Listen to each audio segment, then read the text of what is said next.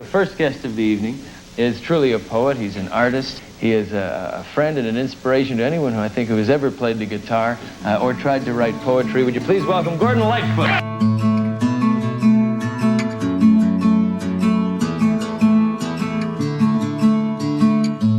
I made a grab at anything. The earth was gone, and I was on a vicious circle then. And I have to think that the vicious circle was him grabbing at anything, which could mean any opportunity to get his music out there, also at any person that would accept him, because we know he was very easily taken in by females.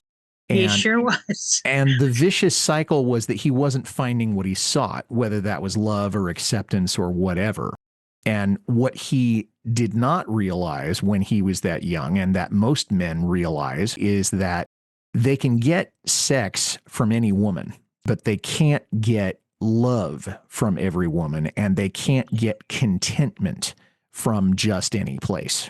And I think that's another great view, because it also brings, I think, into the forefront, after Brita, after that, the marriage was over, he was going from woman to woman. You almost feel that it wasn't necessarily like he was just sleeping around.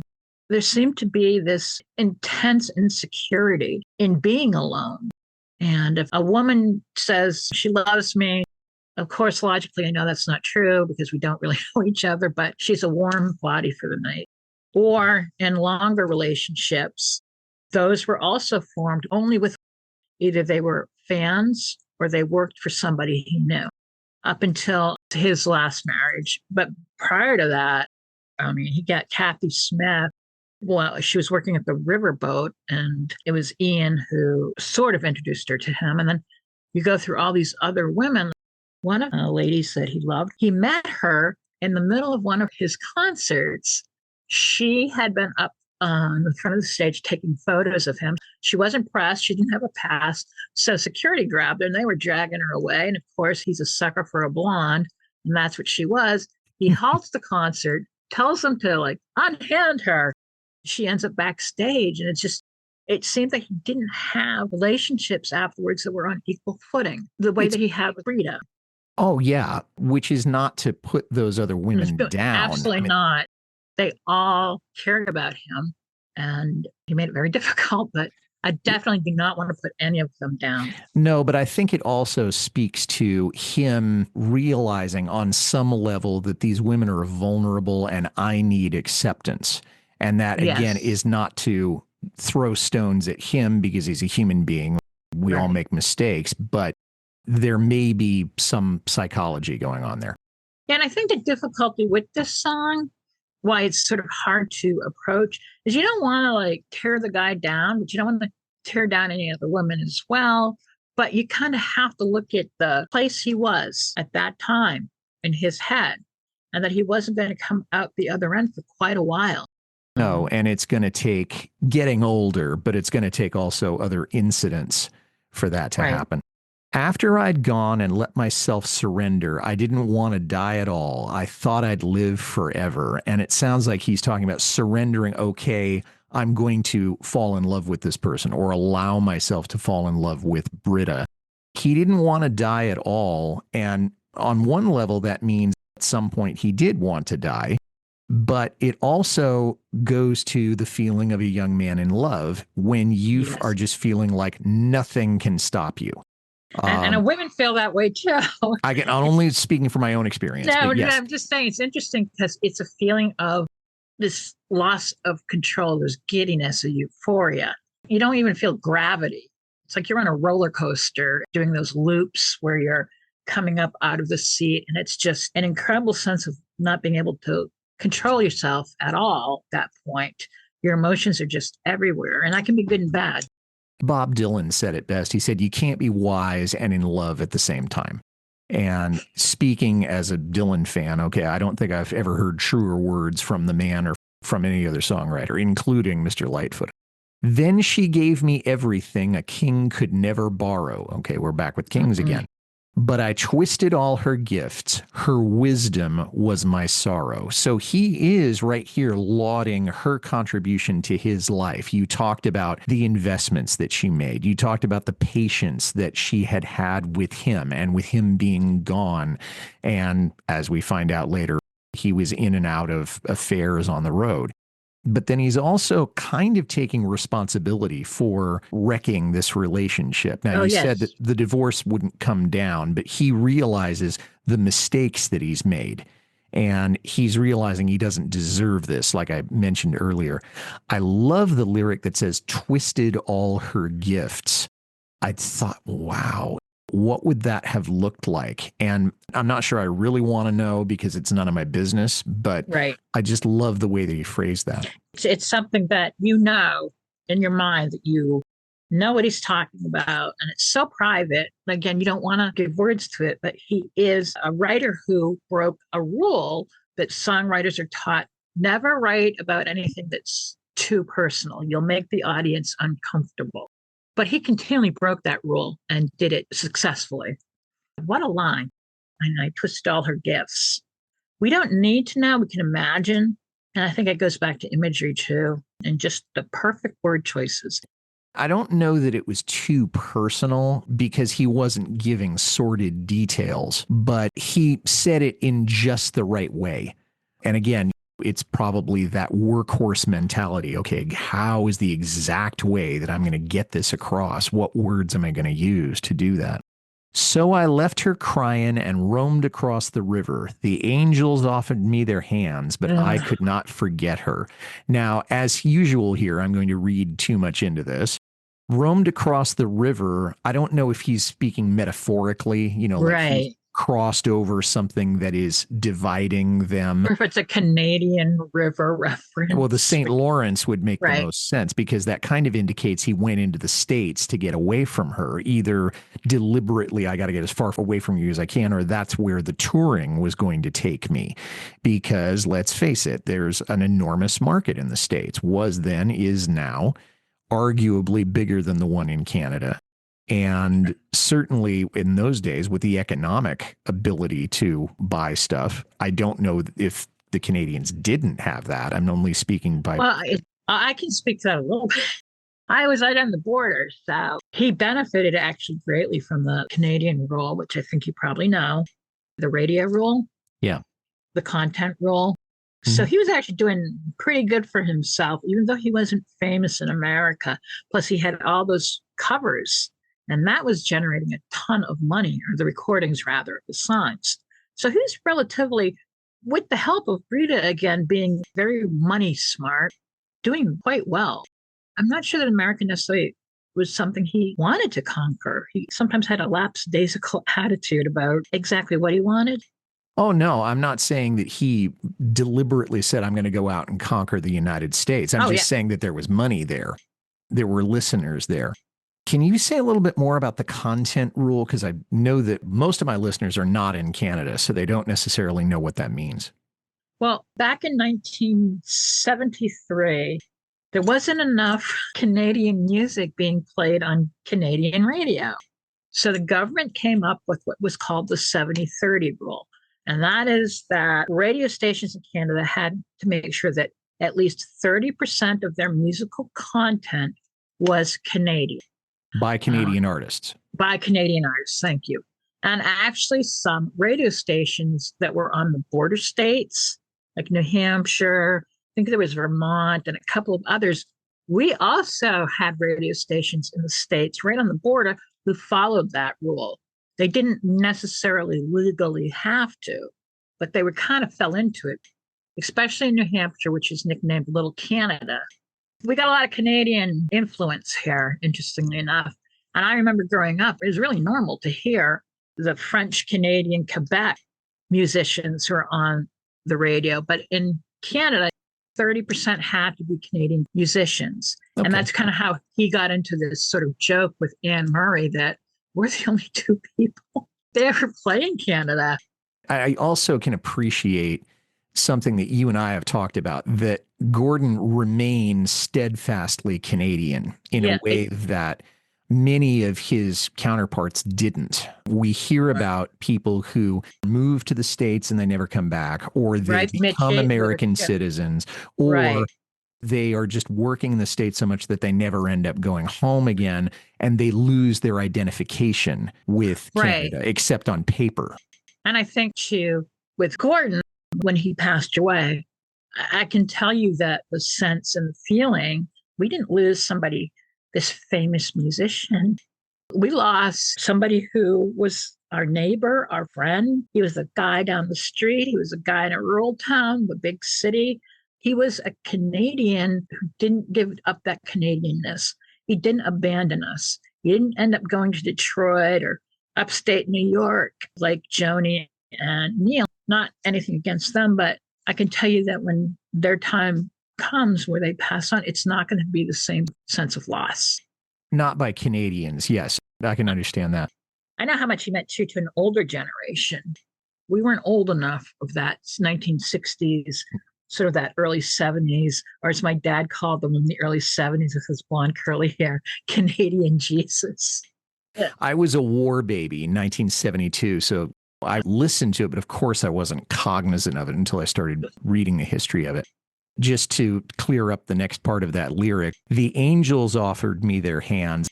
I had originally thought, okay, well, he's talking about Los Angeles. No, he's not. He's talking about the other women that have offered, hey, come with me and I'll I'm right come true. here. You're right. That's very astute. A lot of people don't get that. That's essentially what he is saying, that now that I have all these women, because she's not here, I'm realizing I don't want them. What was I thinking? At that time as well, he had multiple girlfriends in like California that he was seeing, and somebody out in Hawaii, and another person was a school teacher he met while he was driving across Canada. That was Marianne. That's what I thought. So he's standing back, and it's like, all these songs I wrote about all these women, and now I don't want them. It's the idea that I once heard a pastor say, God will give you what you want, but once you get it, you won't want it. You're listening to Carefree Highway Revisited. We'll be right back after a word from a podcast partner or two.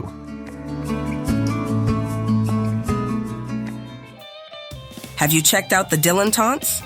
It's a podcast full of smart conversations with interesting Dylan scholars, academics, and fans. Find it at fmpods.com or wherever you listen to podcasts.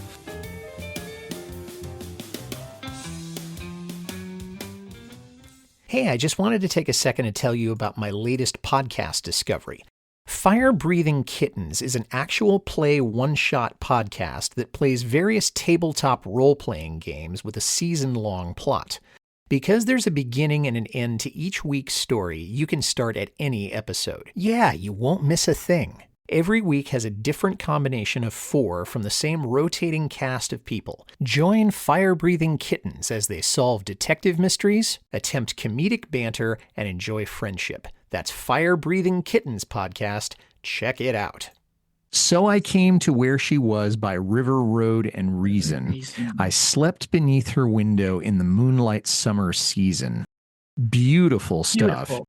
By river, road, and reason. So basically any road he could have taken to get back to her or to get with her again. He could have been sitting with philosophers again with the reason part. Like, how do I do this logically? How do I get back to her? No, it's not just that physical. Well, yeah, although I tend to think he was thinking, what's the reasonable thing to do? And he might have been thinking, come on, this doesn't make any sense. It's not logical like love could ever be logical. Right. And so it's, again, a knight on this sort of quest for the maiden.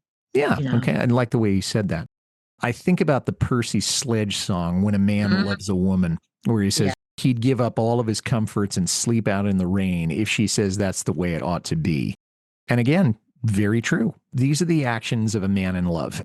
But I could not go inside. I heard the sound of laughter and the rustle of her hair upon his skin. Oh, wow. The implication is that she's moved on, although I don't know if Britta had done that. My sense is that she hadn't.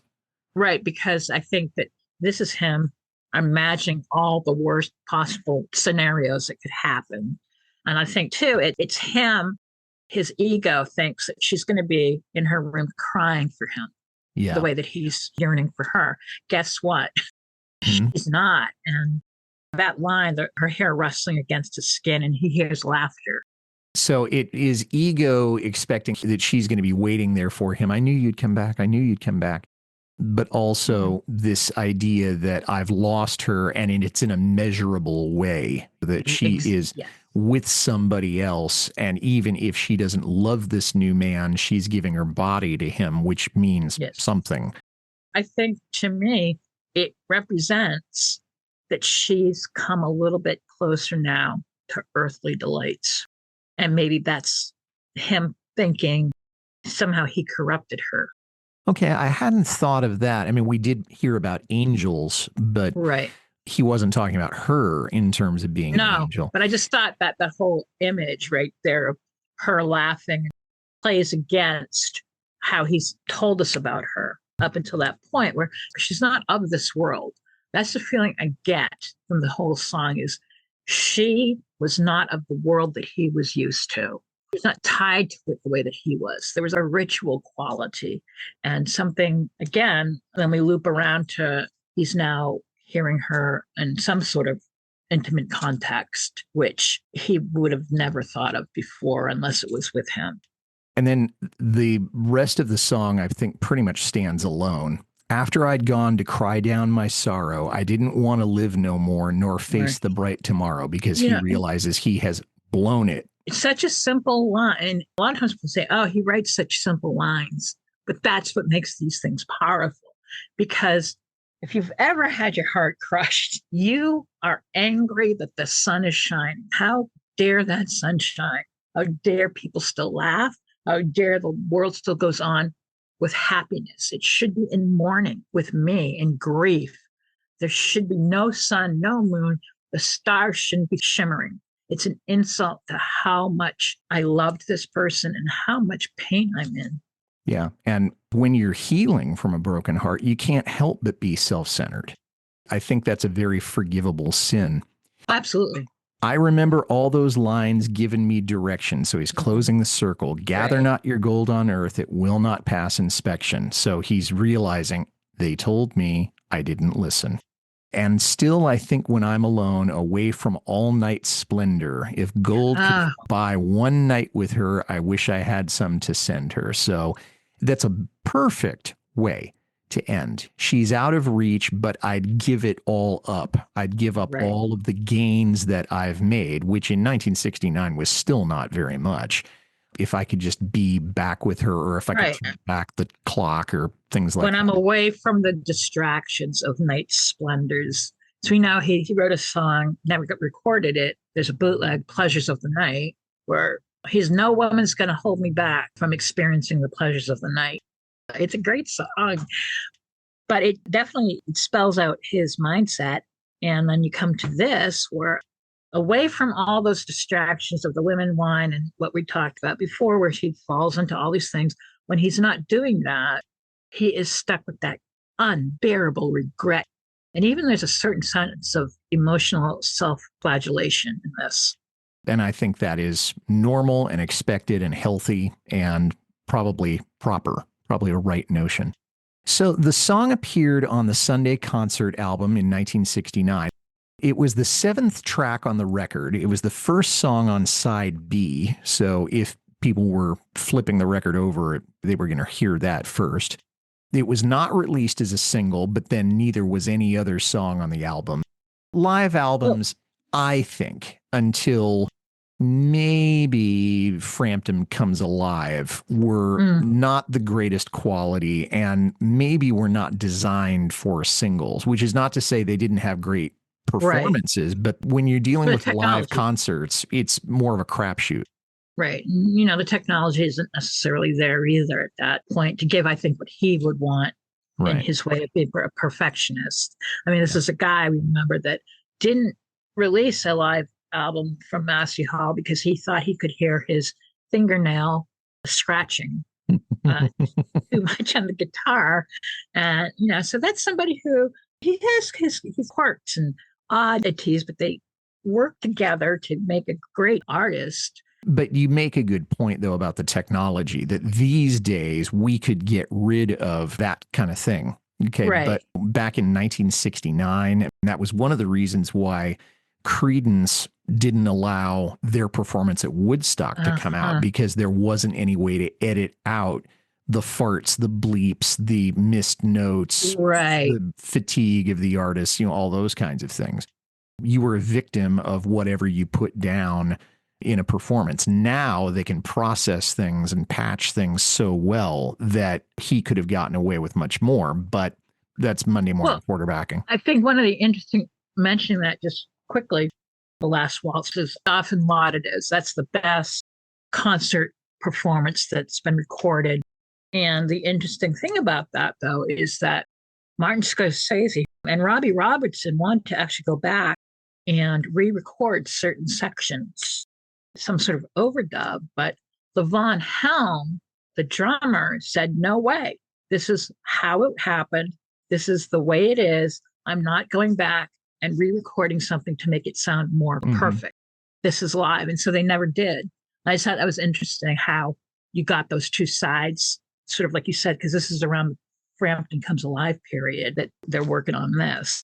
Another example of that would have been the Four-Way Street album by CSNY, where some of the band was saying, look, this isn't the Mills Brothers at Carnegie Hall. Let's lay this in one more time. Okay. And then you have another side of the band saying, no, man, it's got to be pure. I just wanted to quickly loop back to my parents, because one of the things I'm really grateful for, but my parents had such a great record collection. And it's because of that I was able to remain open-minded. And I noticed that about Gordon Lightfoot too, although he was a little bit, I don't want to really leave this area that he inhabited, but he was open. You could hear like the crooning. There was still crooning in his voice. You could hear Bing Crosby. His mom loved Bing Crosby. You could hear that crooning every once in a while. It came alive in him. I just thought it was interesting that he grabbed, even in the song, say, Sundown and Slide On Over, there's a bluesiness to that doesn't really get mentioned. It's quite a slinky bluesy bass that he's got going in there.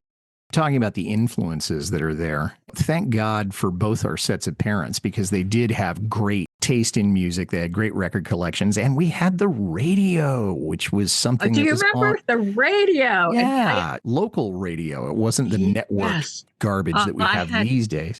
I had WBCM when I was in New Hampshire, Boston, Carter Allen, 8 till midnight on weeknights. It was like, oh my God, it's my gateway to all kinds of music. I think now, how would a Gordon Lightfoot even go around? I mean, there's a lot of successful independent artists, but they're never going to be heard by a million people on the radio worldwide where there's this massive hit, unless you're looking at manufactured pop that we have now. Well, you also have a system where local radio is dying, if it isn't already dead, that it is controlled by huge networks. And so a lot of what we're getting now in pop music is coming out through Spotify. It's not to take anything away from some of these artists, but it is to say that the emphasis is no longer on truth and expression and beauty. It is entirely about money. If it wasn't about money before, it's certainly about money now. And the streaming industry has really done in a lot of independent artists and a lot of established artists. Now, we're not going to get on a soapbox about that right now because you and I both have other things to do today.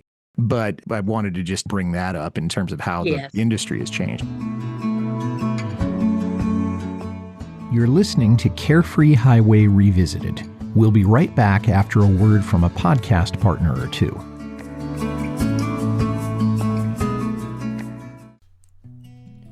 Hi, this is Audie Martello, the host of the Mostly Folk podcast, a 60-minute foray into the music we all love. You will hear newly released albums, classic folk, country, and bluegrass music, as well as some traditional music that may or may not be true to the genre. Sometimes irreverent, often opinionated, but always entertaining. You may even hear a radio magic trick every so often. as well as numerous interviews via Zoom and telephone with established as well as indie artists.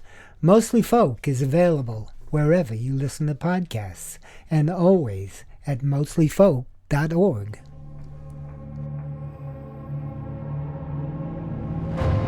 One minute, you're a teacher preparing for the new school year.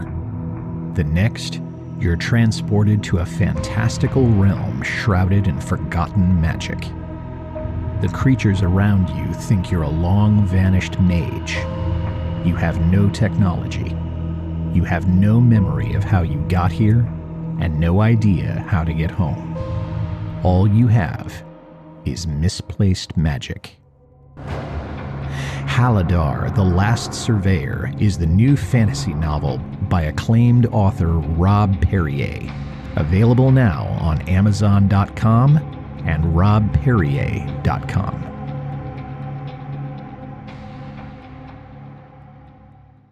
So the record did not chart in either Australia or the UK. It did get to 21 in Canada and made 143 on the Billboard 200. So not an enormous impact in the States. Usually I would mention that I have a favorite part of the song, but I've already mentioned that. I mean, the chord progression that he used, right, which is not to take anything away from what Red did with his fills or what Rick Haynes did on the bass, because John Stockfish had left by that time. But the chord progression is the thing that really stood out to me about this song, not the other instrumental side of this. Was there any particular musical aspect of it that we haven't talked about yet that you enjoyed? It's actually the same on my end, that whole musical progression. And the idea too that I know that other professional musicians really admire his own musicianship. You get into finger picking and that whole area. He was a genius at that. And I think he came up with some of these chord progressions that I hadn't heard before in any other way. I get a little frustrated because I think overall that musicianship part of him gets kind of pushed into the back by just everyday listeners. There's not really a great tip of the hat to that. And I think it's also because he never did anything like as a session man. He wasn't part of a really well-established band where he played a lot of lead guitar. So people overlooked that. And he also had Red Shea and Terry Clements. And so how do you compete with that? You can't, because they were tremendous musicians. And so his own musicianship, they focused on the song, they focused on the singing, but they didn't focus on him up there with that 12 string, which is, as you know, it's trickier to play than it may look. Oh, yeah. And what's the joke about how long does it take to tune a 12 string? Nobody knows because it's never been done. Because it's never been done. Yeah, exactly. Yeah. The song, as we've said, was never played in concert except for this live recording. Right. Now, you said there might have been a bootleg, but as far as official releases and official, as far as setlist.fm says, it was never played. And I have to think that by the time that song was released, his career had taken this very different tack because, you know, you have If You Could Read My Mind, and Apology is not a short song. It's over 4 minutes, and it does take a certain amount of, I don't want to say effort, but it is not. You can say that. Yeah, okay. You can say that. It's not as accessible as some of his other songs. So I think he may have just said, there's no time to play it in concert because we've only got so much time. They want to hear the hits, so thank you very much. Here's the next big thing. I do wish he'd played it in his later years, but he chose not to. I think in his later years, and I really do appreciate the later albums. They get knocked a lot, or they're not listened to, even by some people who are lifelong fans. But I think that he came out with some incredible songs from that time period. And I would have loved to have heard a sort of an acoustic version of Apology in his later years with that voice that's all crackled and that has lived life. I've never seen that as a weakness so much as somebody who survived. Just the fact that his voice got old, was never a weakness to me. I don't feel good about the fact that he was a smoker for as many years as he was, Right. because that does wreak havoc on your voice. But just the fact that his voice was weathered, no, I don't think that's a detriment at all. At the same time, there are no covers of this song. I mean, apart from people That- getting on YouTube and playing it, it's certainly not because of the quality of the song. It's just because it was on a live album. There was no studio version of it. It was never played again. And I think a lot of people missed it, frankly. Oh, yeah. I mean, there are people now who, again, are the lifelong fans. And it's like they've heard it for the first time. If I share it online or something, like, where'd that come from? You know? It's like Buddy Holly fans who will listen to Peggy Sue, but they forgot about Peggy Sue Got Married. And I think another interesting thing, because I'm younger, I'm not always thought of as knowing a whole lot about him or being a real true fan because I wasn't born yet. There are a lot of younger people and younger than me. They're in their 20s or 30s. They're listening to Bob Dylan and Gordon Lightfoot, and they are rappers, and they are appreciating the flow, the cadence, the word choice, and rap is at its essence storytelling. Oh, And they yeah. are appreciating the storytelling. And he's had his songs covered by some rap artists. And I think that's fascinating as well, that there are young people in all genres who do know who he is and appreciate him. Hallelujah for that. And I've had a few people that are my age or younger on the show, not many, but I have had a few. And I think the fact that they are discovering Lightfoot and Dylan, and that those songs are being reinterpreted, it speaks to the quality of the song, because if it's a crappy song, nobody's going to want to reinterpret it in the first place because nobody listened to it. So, Harlow, as we're sort of wrapping up here, anything else you wanted to say about this song or about Lightfoot's music in general? There are very few people on this planet who I would say are able to communicate so well universal human feelings in a way in which they're using their own experience, because he did. Sure, he didn't always, but the fact that he was willing to be so vulnerable, open to criticism, and that he was also at the same time masculine. What fascinates me about him so much is that he was able to wrap together the masculine part of himself and actually the feminine part. Again, you see this rugged guy coming out on stage, but he's incredibly sensitive. And I think that's part of what his magic is. It's sort of what can leave me just in tears, even though I've heard a song hundreds and hundreds of times. And it's a reason why you can't really pin down what are your top 10 songs.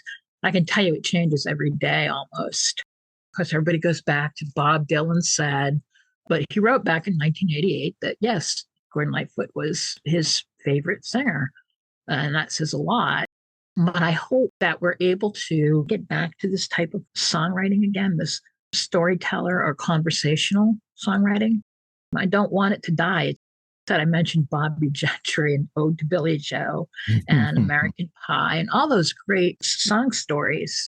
I just really, really hope there's some sort of way that this can come back to be in a more popular way than just the independent route, because it's universal. Again, as I said, he's also very, very much talking about personal stuff. And I can only imagine the mining of that and how that takes a toll on a human being. I just have a lot of respect for him in that area. And also for the fact that he did something that few people can do in music. And that's when he became sober in 83 or 84, he realized that music could not be his number one on the list of what was most important in his life. It was family. It was reestablishing connections. And a lot of that goes back to Brita, because Brita could have certainly made their two children despise him. She always kept those doors of communication open for him and for them. She didn't talk badly about him to Fred and Ingrid. And you can hear that today, especially with Ingrid, who grew very close with him, how much I think, wow, again, Brita doing this incredible grace. She was showing him grace because she didn't stop talking to him after the divorce either. That communication stayed open even when they were having some tough times. The door never shut for either of them. I think that in itself is a powerful statement to this relationship, that it transcended the hurt, the pain, all of the craziness. And I also know that Jennings had mentioned in his book that Brita actually was one of the people who came in towards the tail end of 1980 to be one of the voices to say, you've got to stop drinking, not be angry and frustrated. And Gordon would credit her, along, of course, with Beverly and his mom, as being these forces that never abandoned him. So I think that's, again, why that song is so powerful, because he did lose somebody who clearly was in his corner. The what ifs haunted him for the rest of his life and appeared in songs. So that's about it.